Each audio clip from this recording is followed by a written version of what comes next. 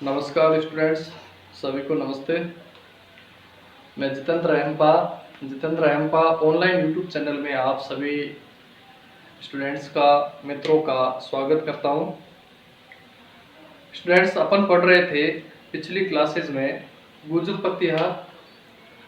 प्रतिहार में राजा मिहिर भोज, और राजा मिहिर भोज के बाद में अपन ने गुर्जर प्रतिहार शासक राजा महेंद्र पाल के बारे में पढ़ लिया था।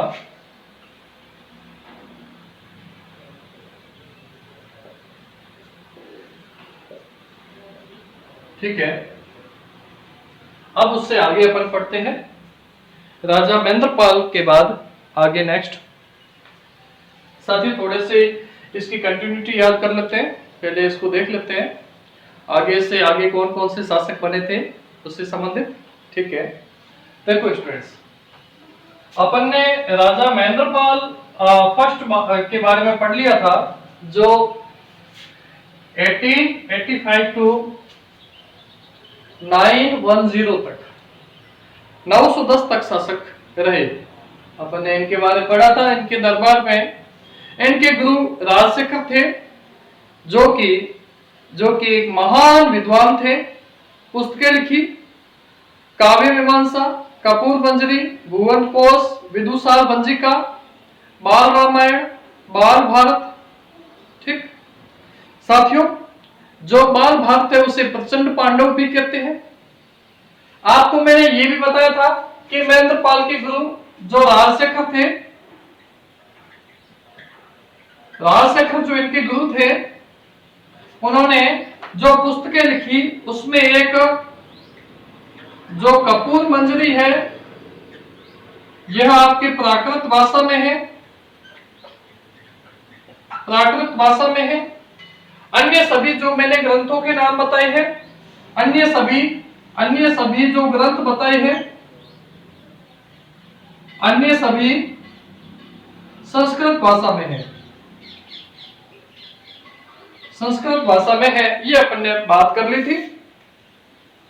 चलो, अब अपन एक बार थोड़ी सी इन शासकों की कंटिन्यूटी देख लेते हैं। शासकों की कंटिन्यूटी देखते हैं, उसके बाद में अपन आगे के शासक के बारे में पढ़ते हैं। ठीक बात है। चलो देखो, राजा जो महेंद्र पाल फर्स्ट है, राजा महेंद्र पाल फर्स्ट है। महेंद्र पाल के 3 बेटे थे साथियों। महेंद्र पाल की पत्नी थी जिसका नाम है देहनागा देवी। देहनागा देवी से महेंद्र पाल का एक बेटा उत्पन्न हुआ जिसका नाम है भोज सेकंड। एक भोज फर्स्ट कौन सा? राजा मिहिर भोज को अपन भोज फर्स्ट कहते हैं। ठीक है, और ये भोज सेकंड है, ये बेटा उत्पन्न हुआ किसका? ये आपके महेंद्र पाल का बेटा है। इसके बाद में अपन देखते हैं, इसकी एक और रानी थी जिसका नाम है मही देवी। साथियों, महेंद्र पाल और मही देवी से एक और बच्चे की उत्पत्ति होती है जिसका नाम है महिपाल। महिपाल इस गुर्जर प्रतिहार वंश का सबसे अंतिम शक्तिशाली शासक था। Are you understand?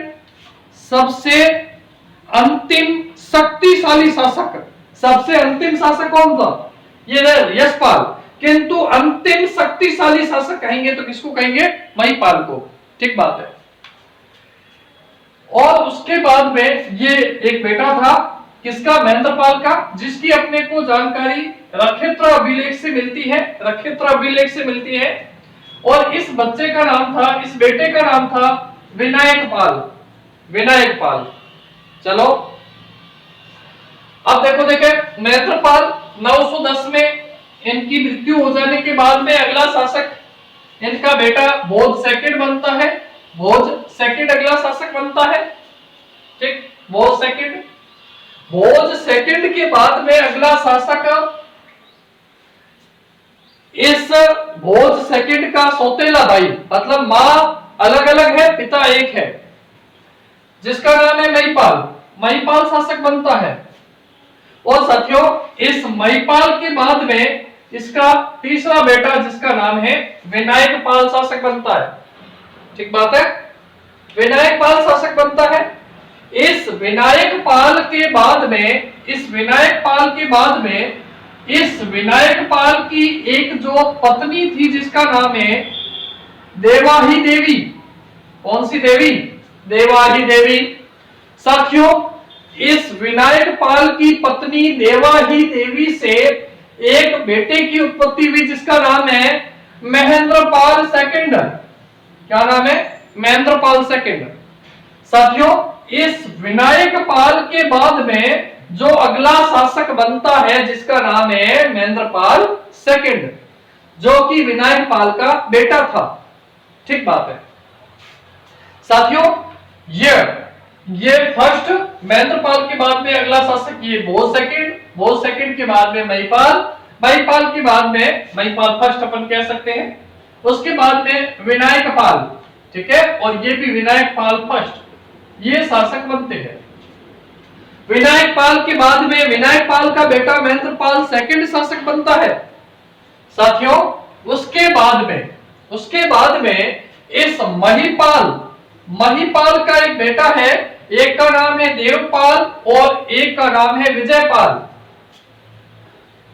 मित्रों, इस महिपाल का जो बेटा है देवपाल, यह इस महेंद्रपाल सेकंड के बाद में अगला शासक बनता है।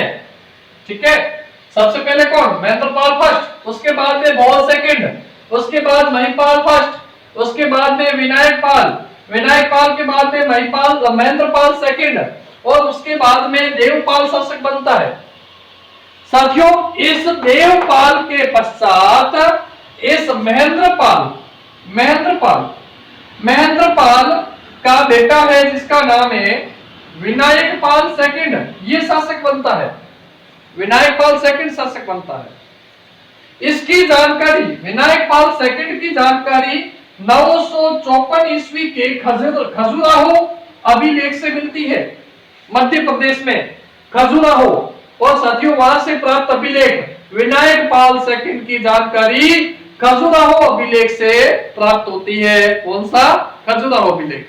ध्यान दीजिएगा, इस विनायक पाल सेकंड के बाद में महेंद्रपाल सेकंड का दूसरे वाला बेटा जिसका नाम है महिपाल सेकंड, ये शासक बनता है।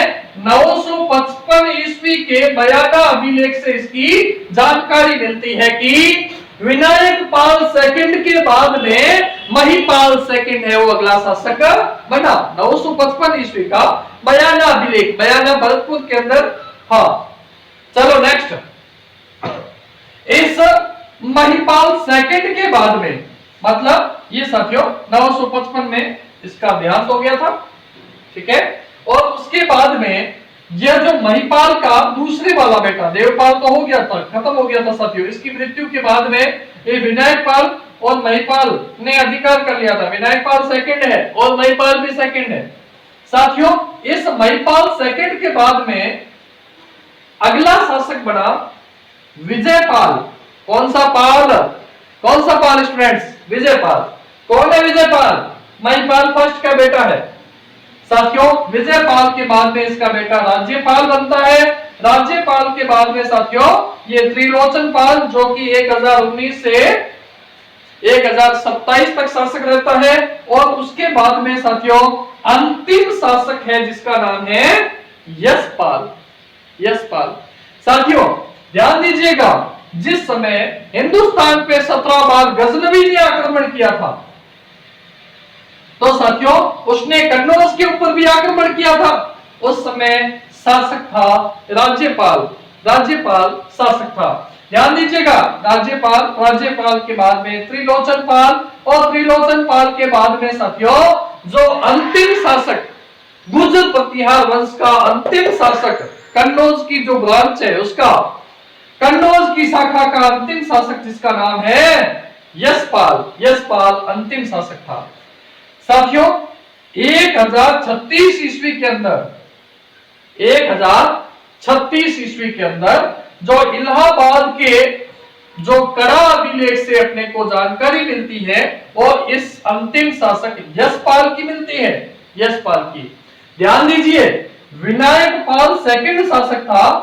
साथियों इसके अंदर ये एक इतिहासकार है डॉक्टर रे, डॉक्टर रे ने इसकी पुष्टि की है, डॉक्टर रे ने इसकी पुष्टि की है कि महेंद्र पाल सेकंड का बेटा था जिसका नाम है विनायक पाल सेकंड। और साथियों खजुराहो अभिलेख के अंदर भी इनकी जानकारी मिलती है।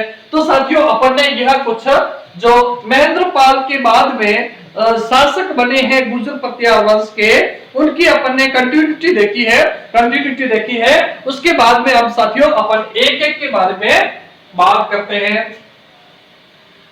हाँ जी, आप स्क्रीनशॉट लेना चाहते हैं तो आप ले सकते हैं।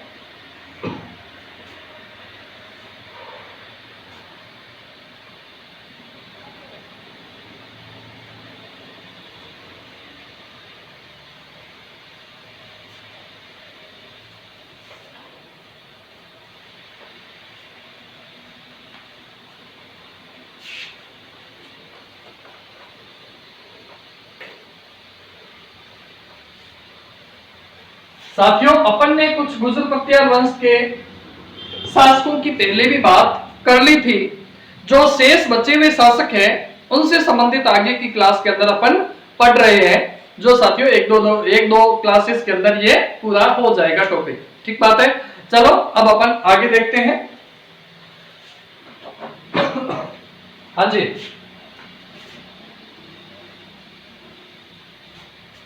साथियों, महेंद्र पाल फर्स्ट आपको बताया था कि महेंद्र पाल फर्स्ट के बाद में अगला जो इसका उत्तराधिकारी बनता है किसका उत्तराधिकारी? इस महेंद्र पाल फर्स्ट का इसका उत्तराधिकारी इसी का ही बेटा जिसका नाम है भोज सेकंड शासक बनता है। कौन बनता है? भोज सेकंड। साथियों भोज सेकंड की बात करते हैं तो यह साथियों 910 से 913 ईस्वी तक शासक रहा।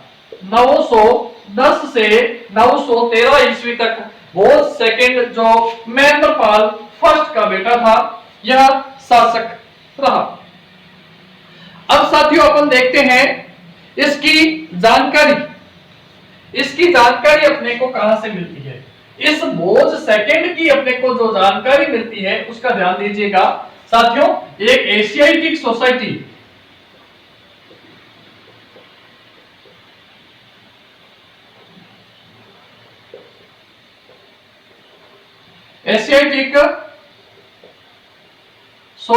के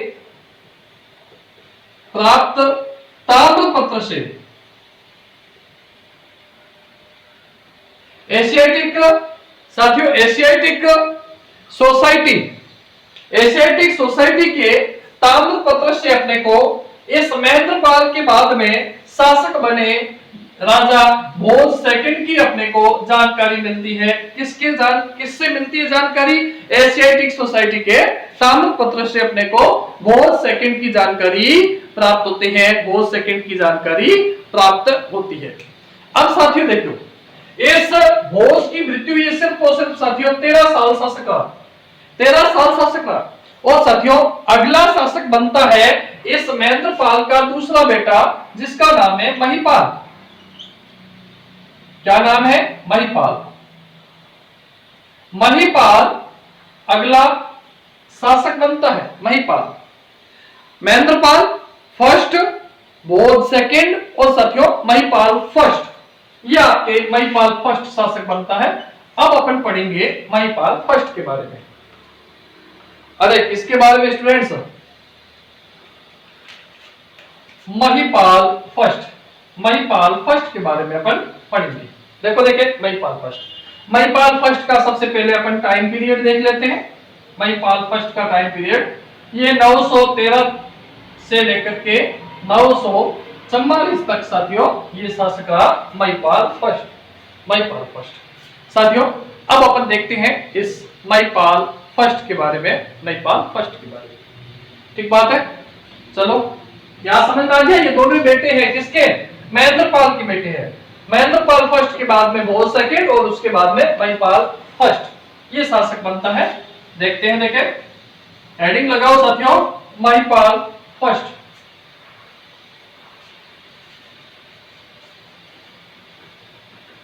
बहुत सेकंड से संबंधित कोई खास जानकारी प्राप्त नहीं होती है।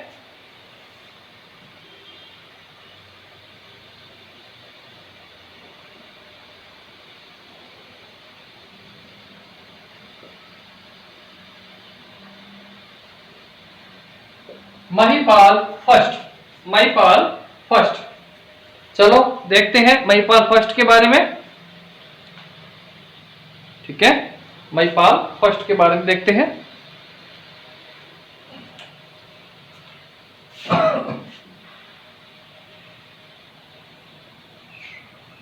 टाइम पीरियड बताओ, देखे महिपाल फर्स्ट का टाइम पीरियड जल्दी से बताओ। 913 से 944, 913 से 944, 913 से 944 ईस्वी तक, 44 ईस्वी तक कौन रहा? महिपाल फर्स्ट, महिपाल फर्स्ट शासक रहा। ठीक बात है। अब ध्यान दीजिएगा साथियों, अपन ने महेंद्रपाल फर्स्ट की बात की थी, महेंद्रपाल फर्स्ट की अपन ने बात की थी, जिसके दरबार में राजशेखर थे। महेंद्रपाल फर्स्ट की मृत्यु के बाद में भोज सेकंड के दरबार में और उसके बाद में महिपाल के दरबार में भी रहे। कौन? राजशेखर जो महेंद्रपाल फर्स्ट के गुरु थे वो।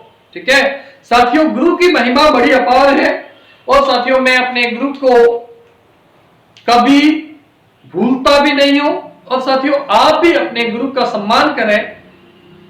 साथियों गुरु के द्वारा जो अपने को ज्ञान प्राप्त होता है, जो अपने को रास्ता मिलता है, वो साथियों अपने लिए अमूल्य होता है। साथियों वो गुरु का जो दिया हुआ ज्ञान होता है वो अपने लिए अमूल्य होता है, जिसका अपन मूल्य नहीं चुका सकते। माता पिता और साथियों गुरु की महिमा ही कुछ। साथियों ज्ञान देने वाले गुरु को वंदन है। ध्यान से सुनिएगा, ज्ञान देने वाले गुरु को वंदन है, उसके चरणों की धूल भी चंदन है। उस गुरु के चरणों की धूल भी चंदन है। साथियों गुरु माता और पिता, गुरु माता और पिता। तो साथियों गुरु गोविंद दहु कहे पापे काके लागू पाए, बलिहारी गुरु आपने गोविंद दियो बताए। साथियों जब गुरु को ईश्वर से भी श्रेष्ठ दर्जा ऋषि मुनियों ने दिया है, तो साथियों हमेशा गुरु का और अपने माता पिता का सम्मान करना चाहिए। माता, मां मद मीठा, मां मद राही, मां से मक्खन और साथियों मां से मलाई। मां मक्का है, मां मदीना है, मां मंदिर है, तो मां की शान बता दे भाई। मां ने जो कष्ट उठाया, जीवन भर न जाए चुकाया, अंगुली पकड़कर चलना सिखाया, जीवन पथ पर चलना सिखाया, अंगुली पकड़कर चलना सिखाया, ममता की दी शीतल छाया, उनके ही चरणों में पलकर, उनकी ही गोदी में खेलकर, कहलाते होशियार, हम पर किया बड़ा उपकार, हम पर किया बड़ा उपकार। पिता ने हमको योग्य बनाया, कमा कमा कर अन्न खिलाया, जोड़ जोड़ अपनी संपत्ति का बना दिया हकदार, हम पर किया बड़ा उपकार, हम पर किया बड़ा उपकार। तो साथियों माता पिता और गुरु की महिमा अपार है। साथियों समझने वाला व्यक्ति चाहिए। ठीक है, राजा महाराजा थे साथियों, वो भी अपने गुरु की महिमा को समझते थे। तो साथियों ज्ञान देने वाले गुरु को वंदन है, उसके चरणों की धूल भी चंदन है। ठीक है, जो व्यक्ति अपने माता पिता और गुरु का सम्मान नहीं करता है, वो साथियों जीवन में कभी सफल भी नहीं हो सकता। ठीक बात है। चलो हाँ जी साथियों, इस महिपाल है, महिपाल किसका बेटा है? महिपाल है साथियों महेंद्रपाल फर्स्ट का बेटा, महेंद्रपाल फर्स्ट का बेटा है, महेंद्रपाल फर्स्ट का बेटा है। तो साथियों महेंद्रपाल फर्स्ट महेंद्रपाल फर्स्ट, और इसकी पत्नी, किसकी पत्नी? महेंद्रपाल फर्स्ट की, जिसका नाम है महीदेवी। कौन सी देवी? महीदेवी। और साथियों, इससे संतान उत्पत्ति होती है, जो शासक बनता है उसका नाम है राजा महिपाल फर्स्ट। कौन सा राजवंश पढ़ रहे हैं आप? बताओ देखे, कौन सा राजवंश पढ़ रहे हो आप? याद है क्या या नींद में? बताओ देखे, कमेंट करो। हाँ जी, तो साथियों ये अपन ने बात की महिपाल फर्स्ट की। किसकी बात की? महिपाल फर्स्ट की। साथियों, इनकी अपने को जानकारी एक असनी अभिलेख से मिलती है। असनी अभिलेख, असनी अभिलेख से अपने को महिपाल की जानकारी मिलती है, महिपाल फर्स्ट की अपने को जानकारी मिलती है। साथियों, कहीं कहीं अपने को इनकी एक उपाधि भी मिलती है। किनको? किनकी उपाधि? इस महिपाल की। साथियों, इसकी यदि उपाधि की बात करते हैं, उपाधि, तो साथियों एक उपाधि मिलती है जिसका नाम है क्षितिपाल या क्षेतिपाल। क्षेतिपाल या क्षितिपाल या क्षेतिपाल, ये इनकी साथियों उपाधि मिलती है। किसकी उपाधि? महिपाल फर्स्ट की। अपन पढ़ रहे हैं गुर्जर पख्तियार शासक महिपाल फर्स्ट। हाँ बिल्कुल, गुर्जर पख्तियार शासक पढ़ रहे हैं। राजवंश कौन सा पढ़ रहे हैं? गुर्जर पख्तियार राजवंश। साथियों, एक कवि थे जिसका नाम है कवि पंपा। कवि पंपा, अरे पापा नहीं, पापा तो घर पे है। क्या नाम है कवि का? कवि पंपा। कवि पंपा। साथियों, उसने एक पुस्तक लिखी थी,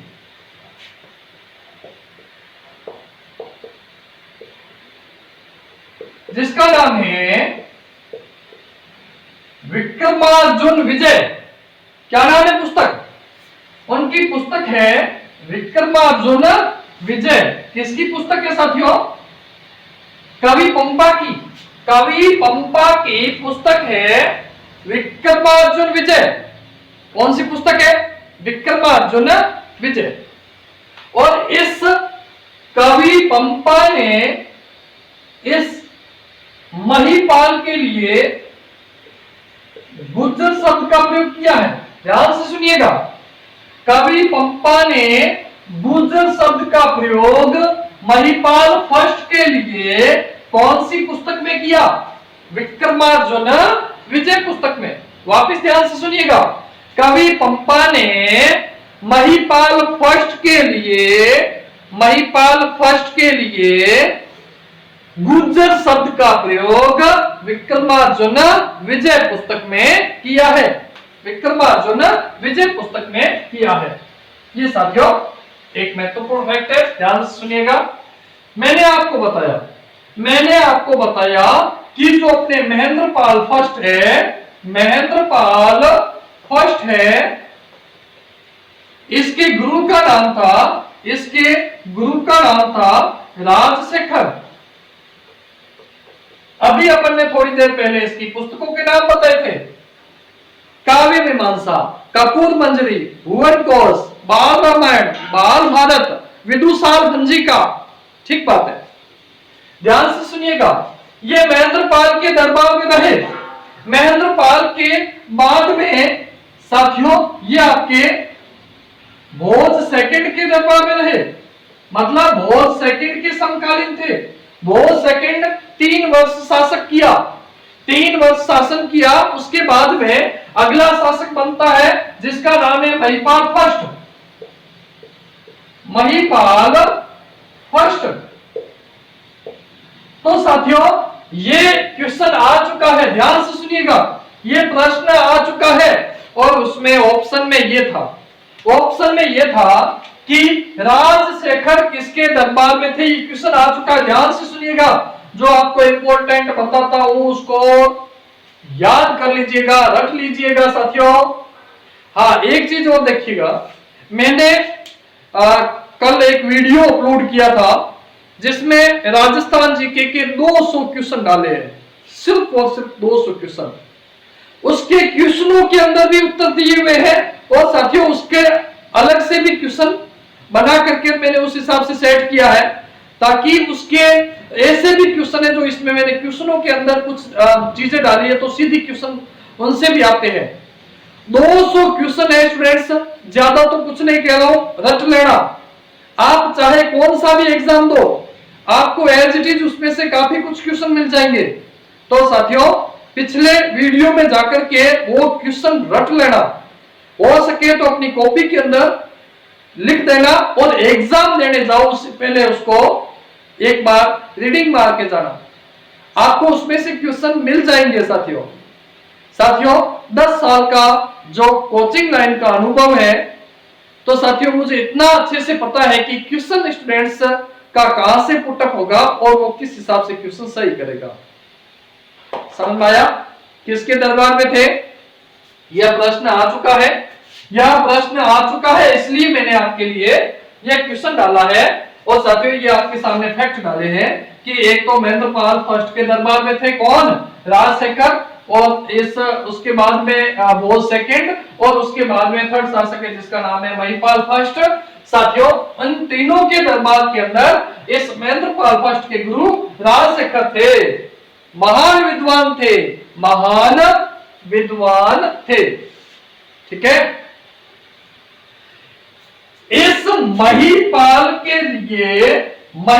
के लिए गुरु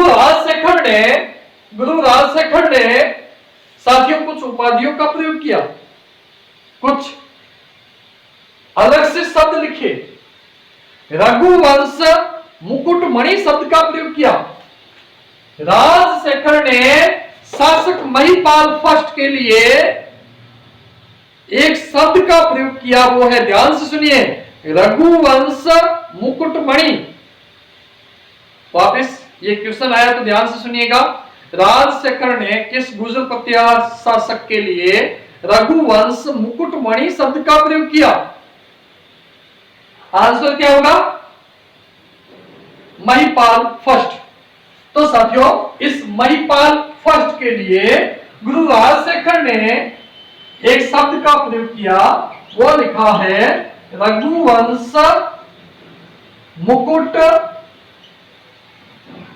मणि। साथियों रघु कौन है? रघुकुल रीत सदा चली आई, प्राण जाए पर वचन न जाई। साथियों भगवान श्री राम भी रघुवंश से ही थे, रघुवंश से ही थे साथियों।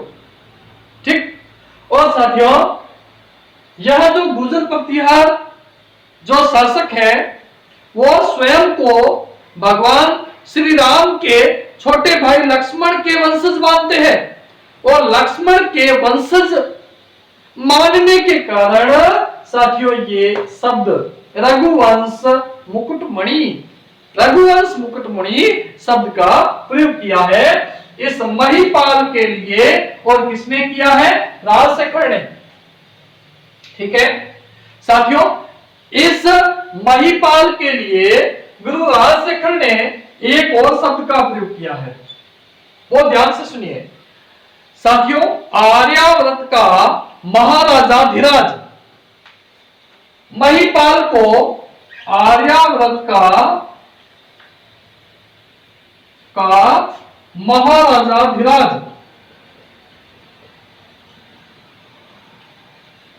आर्यावर्त का महाराजा धीराज भी कहा है। यहां से सुनिए, राजशेखर, महेंद्रपाल फर्स्ट, भोज सेकंड और महिपाल फर्स्ट के दरबार में थे। महिपाल फर्स्ट के लिए जो साथियों इन्होंने शब्द प्रयोग किए हैं वो है, ध्यान से सुनो, रघुवंश मुकुटमणि। और साथियों इनको आर्यावर्त का महाराजा धीराज कहा है। एक चीज ध्यान दीजिएगा, कुछ स्टूडेंट्स के आते हैं कमेंट, सर थोड़ा आप स्लो पढ़ाते हो। स्टूडेंट्स ध्यान दीजिएगा, मेरे ऐसे कई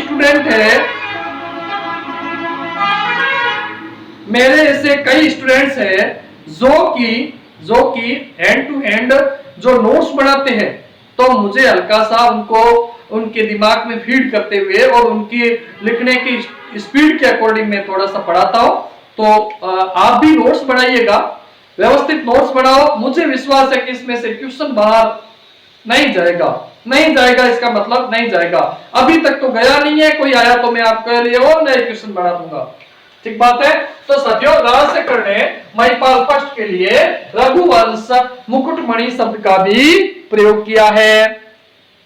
अब ध्यान से सुनो साथियों, ये जो महिपाल है, ये महिपाल है, ये भगवान शिव का भक्त था, शिव भक्त, शिव भक्त था, भगवान शिव का भक्त था। कौन? महिपाल। महिपाल साथियों भगवान शिव का भक्त था, भगवान शिव का भक्त था। ध्यान दीजिएगा, जो महिपाल है, महिपाल गुर्जर प्रतिहार वंश का अंतिम शक्तिशाली शासक था, अंतिम शक्तिशाली शासक, अंतिम शक्तिशाली शासक कह सकते हैं। गुर्जर प्रतिहार वंश का अंतिम शक्तिशाली शासक अपन किसको कह सकते हैं? अंतिम शक्तिशाली शासक अपन कह सकते हैं महिपाल फर्स्ट को। साथियों जल्दी से एक हल्की सी स्क्रीनशॉट ले लीजिएगा ताकि आपको वापस पढ़ने में भी समस्या नहीं हो। ठीक है,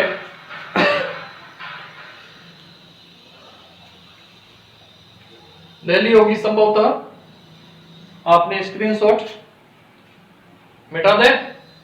यदि आपको कोई चीज समझ में नहीं आए तो साथियों कमेंट करके मुझे बता देना, कमेंट में बता देना, तो मैं आपको प्रत्येक क्वेश्चन का आंसर देने की कोशिश करूंगा। ठीक है, इतना भी यदि स्लो समझाने के बाद में भी समझ में नहीं आए तो भाइयों कमी आपकी है, भाइयों और बहनों, दोस्तों, सभी के लिए है। तो महिपाल फर्स्ट 913 से 944। ठीक है, अब ध्यान दीजिएगा, महिपाल फर्स्ट से संबंधित और क्या क्या चीजें हैं उससे संबंधित अपन बात करते हैं।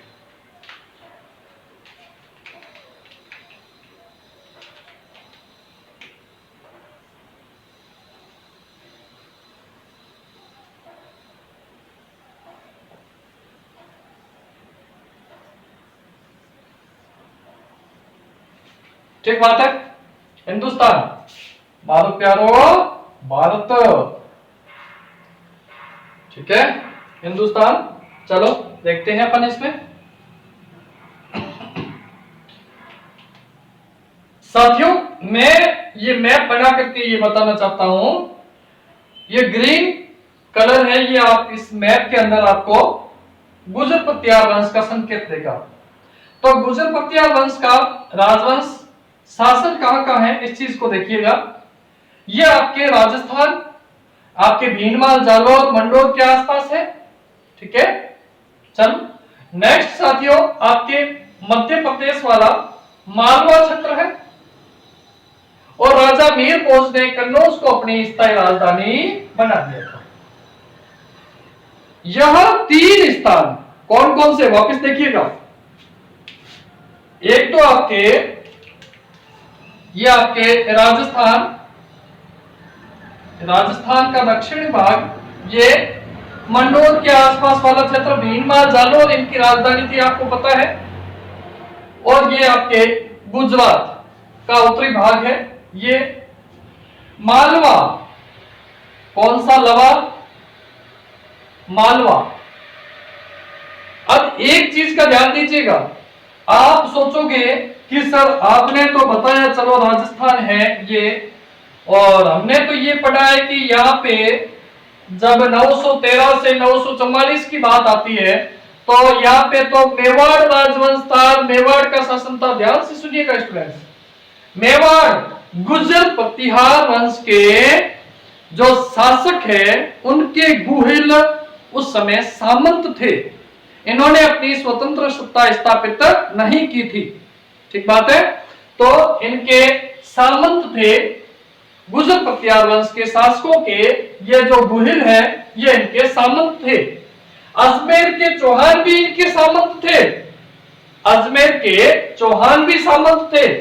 साथियों, यहां पे मध्य प्रदेश में आपने सुना होगा जो खजुराहो के मंदिर है, खजुराहो के मंदिर है, उनका निर्माण चंदेल शासकों ने करवाया। सुना है? चंदेल शासक भी इस गुजर पतियार वंश के सामंत थे, मतलब महिपाल फर्स्ट के सामंत थे। और ये साथियों स्थान है कन्नौज। कौन सा नौज? कन्नौज। आपको सब पता है कि कन्नौज को लेकर के 3 महाशक्तियों के बीच में युद्ध होता है। कौन कौन सी 3 महाशक्तियां? कमेंट में मुझे जरूर बताना। 3 महाशक्तियां कौन सी थी जिसको, जो कि कन्नौज पर अधिकार करने के लिए त्रिपक्षीय संघर्ष करते हैं? मुझे कमेंट में जवाब देना। अभी लिख दो कमेंट में कि त्रिपक्षीय संघर्ष इन 3 महाशक्तियों के बीच में हुआ। चलो स्टूडेंट्स, अब अपन बात करते हैं, ये जो ब्लू कलर है ये आपके राष्ट्रकूट वंश को दर्शाता है, राष्ट्रकूट शासन को दर्शाता है। राष्ट्रकूट कहां पे है? राष्ट्रकूट है आपके दक्कन में। दक्कन के अंदर राष्ट्रकूट वंश है, ये है आपके राष्ट्रकूट।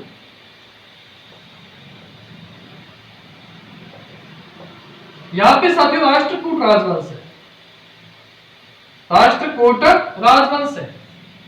साथियों, इस राष्ट्रकूट राजवंश की बात करते हैं तो राष्ट्रकूट का इस समय महिपाल के समकालीन शासक है, इसका नाम है इंद्रथड़। समझ में आया?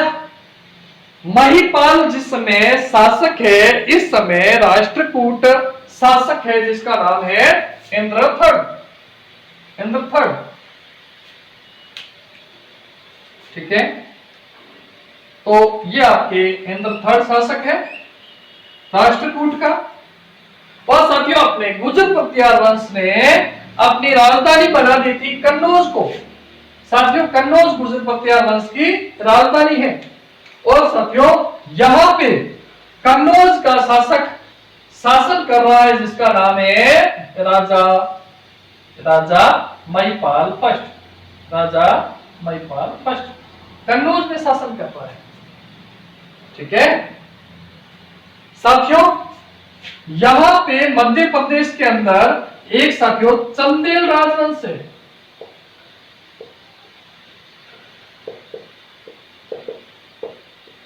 यह साथियों सामंत है। सामंत किसका है? साथियों, गुजर पतियार राजवंश के अंडर में है, सामंत है।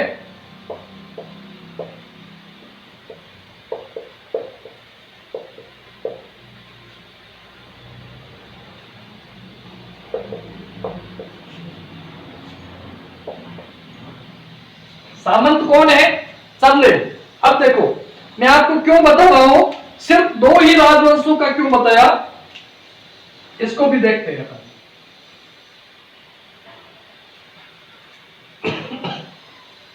हाँ जी, तो ये आपके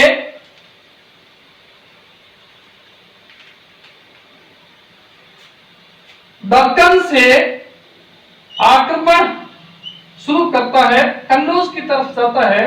और इसका नाम है शासक का नाम है इंद्रथड़। इंद्रथड़ ने इस कन्नौज की तरफ आक्रमण किया। बीच में ये मालवा है, मालवा का क्षेत्र भी गुजर पतियार वंश का है। ये वाला मालवा वाला क्षेत्र है, इसको साथियों अपने अधिकार में कर लिया। इसको अपने अपने अधिकार में ब्लू कर रहा हूं साथियों, ब्लू का मतलब है इसके ऊपर किसका अधिकार हो गया, राष्ट्रकूट वंश का, और ये आपके ब्लू, ब्लू का मतलब है आपके राष्ट्रकूट वंश का शासन है, ठीक है। और ये साथियों आपके जो ग्रीन है, ये पूरा का पूरा अधिकार किसका है, आपके गुर्जर पतियार वंश का। पहले ये किसके अंडर में था, गुर्जर पतियार वंश के, और अब किसके हो गया, राष्ट्रकूट के। साथियों इस मालवा को विजिट करके और ये आगे बढ़ा, किसकी तरफ बढ़ा, कन्नौज पर अधिकार करने के लिए आगे बढ़ा। कौन आगे बढ़ रहा है साथियों, आगे बढ़ रहा है जिसका नाम है राष्ट्रकूट शासक इंद्र थर्ड। कौन है, Indra third, Indra third, Indra third है जो कि साथियों आगे बढ़ रहा है। अब क्या हुआ, महिपाल, महिपाल इस अपने सामंत चंदेलों का साथ प्राप्त करता है। इन चंदेल सामंतों का सहयोग प्राप्त करके, इनकी सहायता से महिपाल फर्स्ट कन्नौज, कन्नौज के अंदर इसका सामना करते हैं, किसका, इंद्र थर्ड का। साथियों कन्नौज के अंदर इंद्र थर्ड को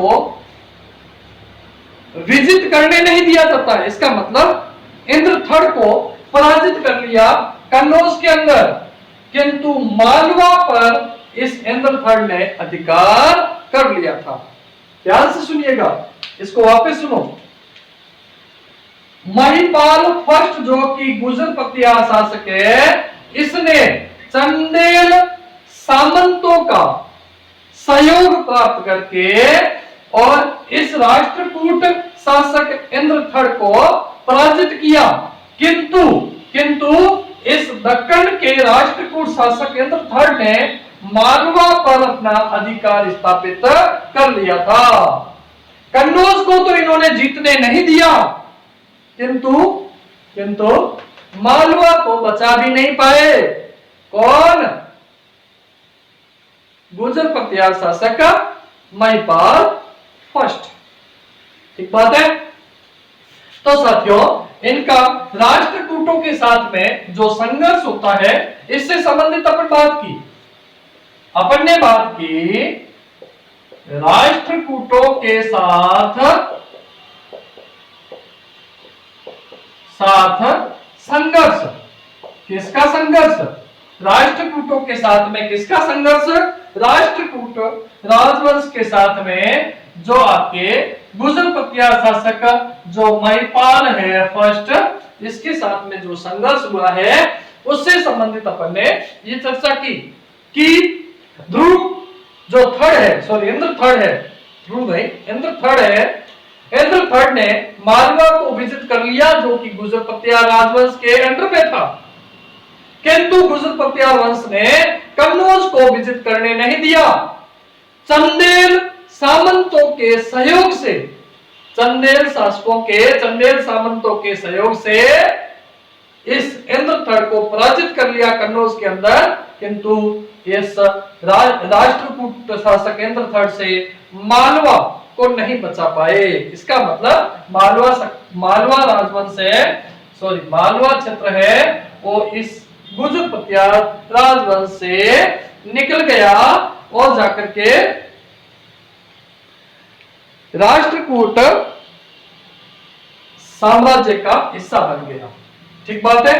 तो अपन ने ये बात किसकी की, ये बात की है अपन ने साथियों जो राष्ट्रकूटों के साथ में संघर्ष होता है उसकी बात की है। ठीक बात है।